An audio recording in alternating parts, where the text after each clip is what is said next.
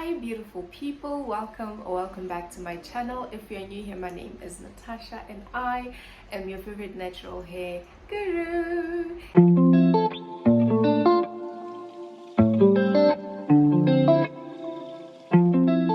If you're a returning subscriber, hello, what do you do? Thank you so much for coming back.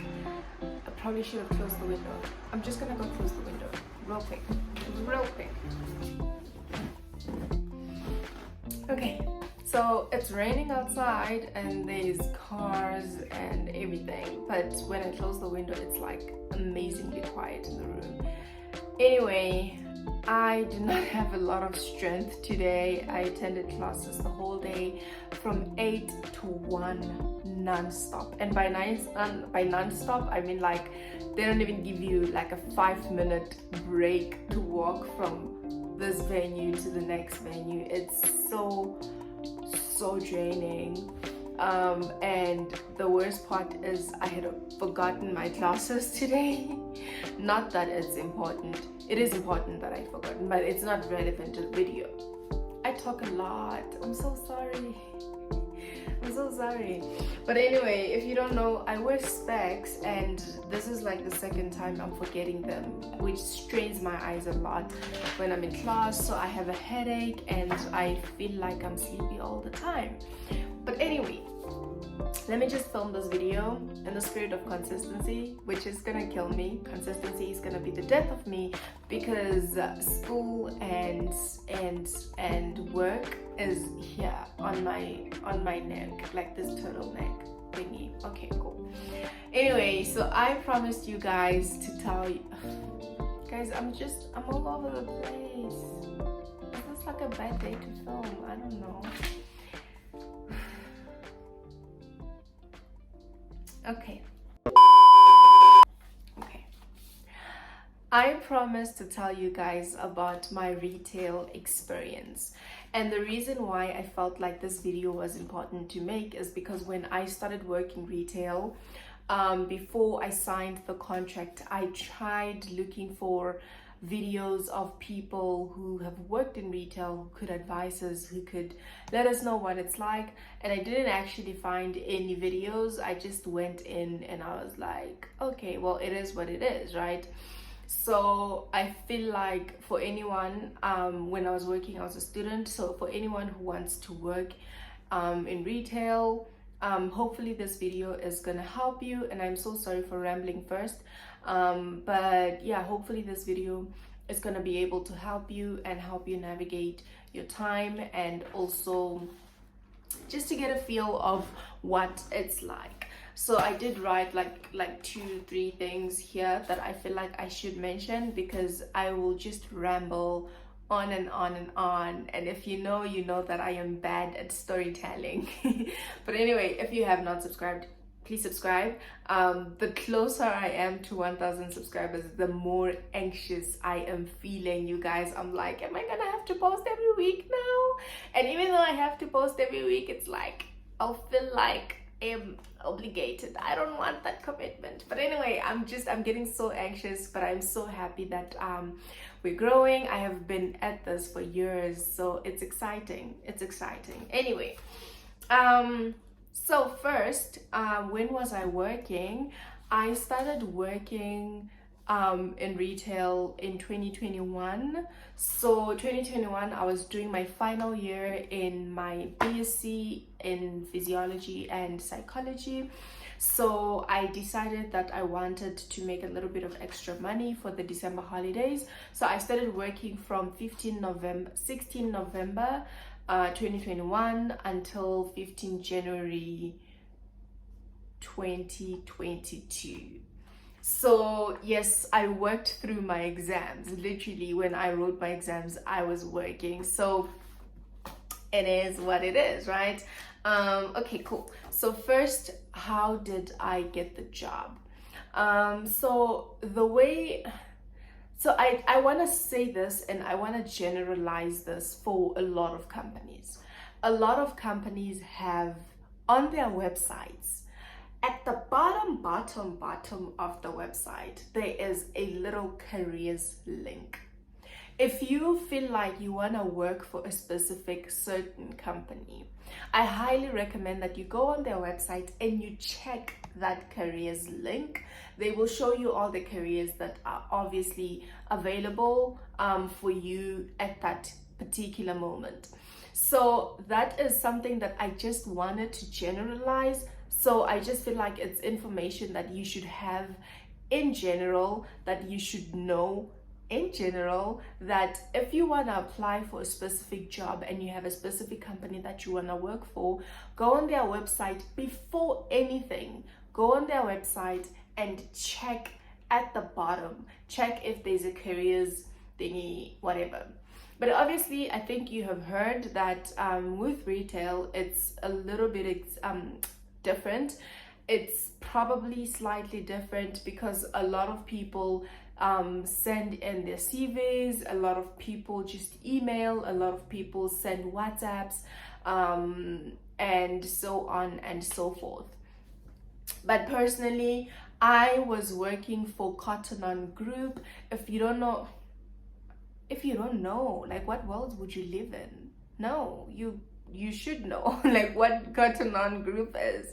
If you don't know Cotton On Group, at least know Cotton On. Like, so Cotton On Group is the mother company of Cotton On Factory, Typo, Cotton On Body, Cotton On Kids, and all of that.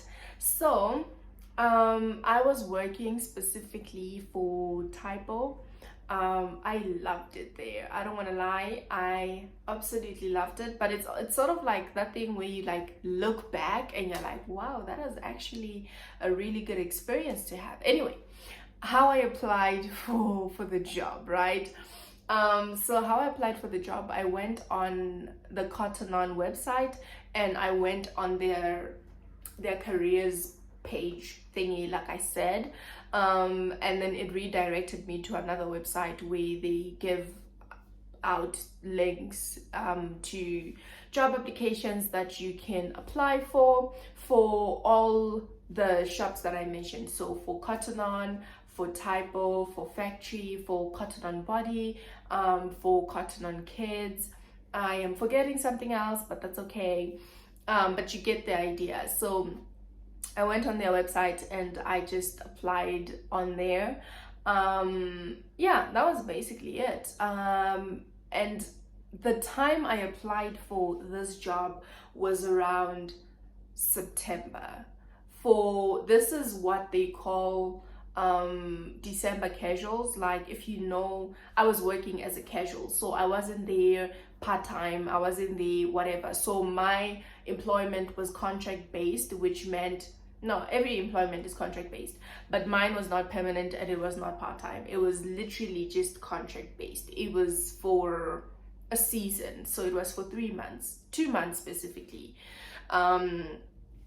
So I applied around September. I knew that I wanted to work during the December holidays, like I mentioned. So I think I had applied for iStore, I had applied for Cotton On Group, and for Cotton On Group I had also applied for literally all the shops, like all of them.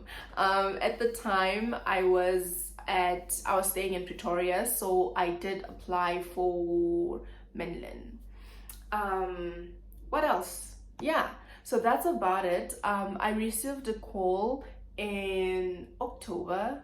Yes, I received a call in October. They called me. They were like, hey Nkabelo, we just wanted to say that congratulations, you are progressing to the interview, blah blah blah blah. And then they sent me, we literally had the interview, I think the following day. I spent the whole night researching the company. I spent the whole night researching the company and what I need to know and all of that. So the following day we had an interview, which went really well. It was really quick. It was like 15 minutes. It was over the phone because, you know, COVID and everything.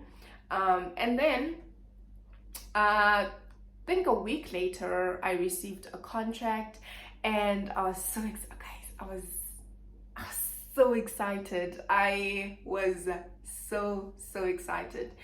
Yeah, I received the contract and I read it. Always read your contract. I read the contract, I signed it, and I sent it back. So yeah, that was fun. Um, so I think a month passed before I actually started working. My rate, so contractually, I'm not allowed to disclose, but obviously I am not signed with them right now, so I can tell you guys what I was earning. I think at the time I was earning about 29 rands an hour, and guys, my hours, ne, if you have worked in Mendlin, or you have been to Mendlin past working hours, and by past working hours I mean like past like 5 o'clock, you know that that mall is probably one of the malls that close really really late, which means that, and because we were working for festive season, we would close at like 9, sometimes like 9 p.m, right? So there was a time we did close for like 9 p.m. I think it was the whole of December. The whole of December we would close at like 9 p.m. The longest hours I have worked in one day was 11 hours. I remember that very very well. Was 11 hours. I went to work at like 7 and I went back home at like 6, kind of 11 hours. But obviously sometimes, no, that was not overtime. That was actually in my schedule that I was gonna work 11 hours, which was fine. But after festive season, I started working like a normal 8 hours, 9 hours at most. And I think I was working about 4 days a week.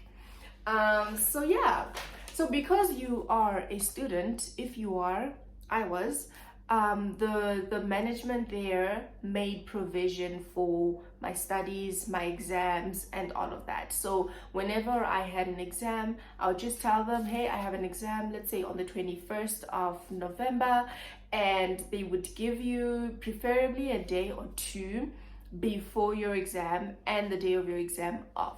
And then you obviously you'd have to work past that to kind of like cover up and make up for the hours that you would have lost during your exam season, during your exams, whatever. Yeah. Okay. What else did I not mention? So what we did as casuals. Guys,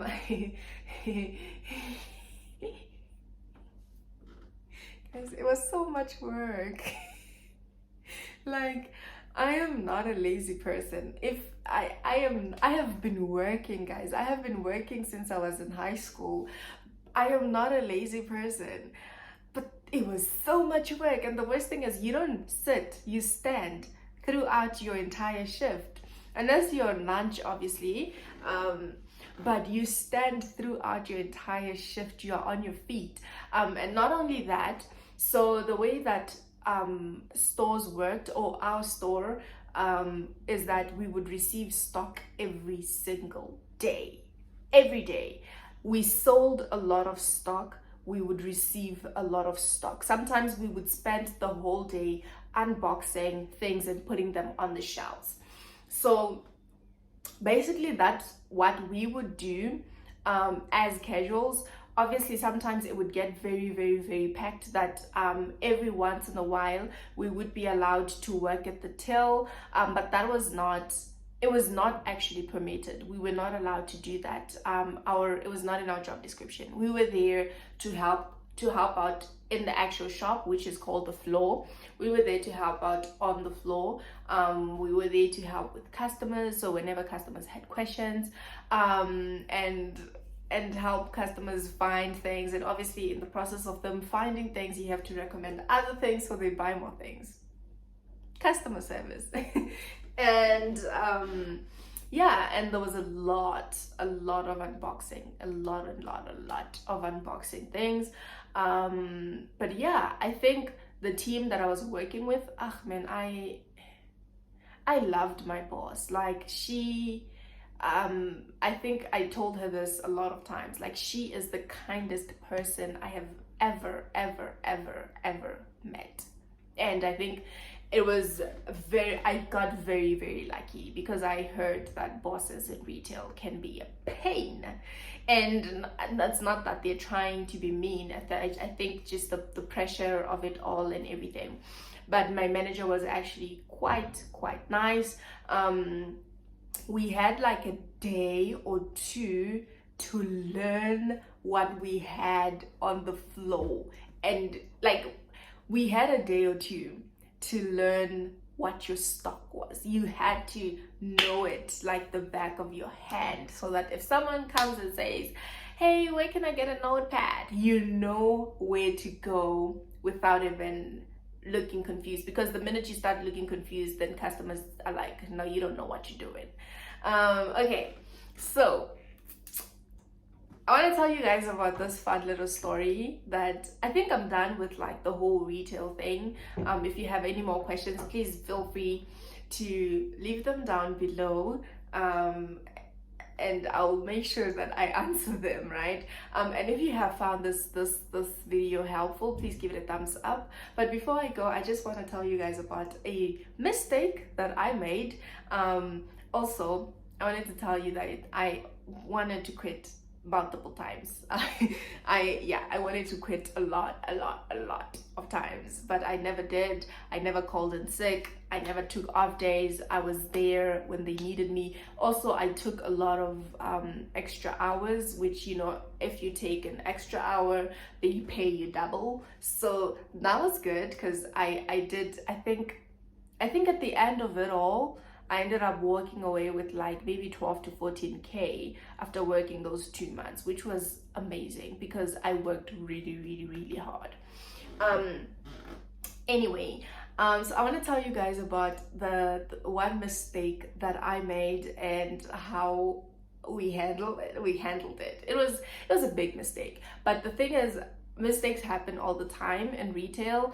I just got very like, that's why I'm saying my manager is like really nice, because she didn't make me feel like I had to quit. I wanted to quit on that day. Anyway, so there's this man who came in and he wanted an AirPod case, right? So I don't think this is necessary though. I don't think I should tell you guys. I don't know. Okay, so there was this man who came in and wanted an AirPod case, and in the store we were allowed to have customers try on cases like phone cases and AirPod cases. However, this man wanted to try on an AirPod case, and I was like, okay. So I let him try it on. He took the AirPod case, he tried it on, and his AirPods got stuck. So I am there and I'm trying to pull out the AirPods, but if you like, you know, the little lid thingy, you can't really pull it because, you know, it's gonna break. Cool. So as soon as I realized that was a problem, I went and I called my manager. My manager was having her lunch and she came and she's like, no, take it for 50% off, you know, whatever, 75% off. That man was like, bro, I just want my AirPods. I don't even want your cases anymore. And then my manager was like, no, you know what, it's fine. She tried removing it and she ended up breaking this man's AirPods case. No, not the AirPod case. She ended up breaking the actual AirPods, right? And if you know AirPods cost a lot of money. So I skipped over the fact where that man started really insulting me. Like, that was like the worst day of my life, because as a retail person, I don't know what they call employee, as a retail employee, you can't really talk back and you can't really act like it's affecting you. You just have to, you know, apologize, I'm sorry, my mistake, and all of that. So yeah, I was there and I was apologizing and I was like, I'm sorry. He's like, your sorry is not gonna give me back my AirPods, right? But anyway, so they ended up having to go to iStore and buying this man like a whole new AirPods. So that was fun. That was an expense, not on me though. It was technically on me. I feel like I should have tried to maybe not let him try on the AirPods. I don't know. But anyway, yeah, the store itself ended up having to buy that man new AirPods, which costed like, I don't know, 3K. But yeah, that's the day I was like, you know what, I need to leave this job, because I felt like I was such a liability to the company. And my manager made me realize that, listen, these mistakes happen all the time. She also said that it happened to her, which made me feel better. I'm like, oh, okay, well then, okay, yeah, like mistakes happen, so it's not a big deal. Anyway, I am just gonna go now. I hope you found this video helpful. If you did, give it a thumbs up. No, seriously, please like the video. Please subscribe if you have not, and I will see you guys on my next one. Bye.